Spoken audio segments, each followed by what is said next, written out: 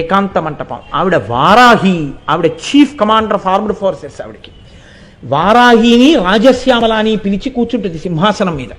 కుడి పక్కన రాజశ్యామల, ఎడమ పక్కన వారాహి కూర్చుంటారు. ఎక్కడ ఎవరికి శిక్ష వెయ్యాలో ఎలా వెళ్లాలో ఆవిడ నిర్దేశకత్వం చేసి అక్కడ చెప్పి పెడుతుంది ఆదేశం. వారాహి రాజశ్యామల దాన్ని అమలు చేస్తారు. అక్కడ సభ తీరుస్తుంది ఆవిడ.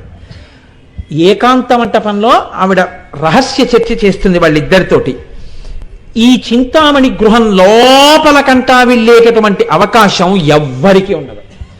మహాజ్ఞానులైనటువంటి వారు, గొప్ప భక్తులైనటువంటి వారు, అమ్మవారి అనుగ్రహం పొందిన వారు వెడతారు. ఆ వెళ్ళిన వారికి అక్కడ ఒక పెద్ద మంచం ఒకటి కనపడుతుంది. కింద కోడుగా ఆగ్నేయం వైపుకి చతుర్ముఖ బ్రహ్మగారు కూర్చుని ఉంటారు ఒక కోడుగా. అలాగే నైరుతి దిక్కున ఉండేటటువంటి ఆ మంచం కోడుగా శ్రీ మహావిష్ణువు కూర్చుని ఉంటారు. అలాగే ఇటు పక్క వాయవ్యంలో ఉండేటటువంటి కోడుగా సాక్షాత్తుగా రుద్రుడు కూర్చుని ఉంటాడు.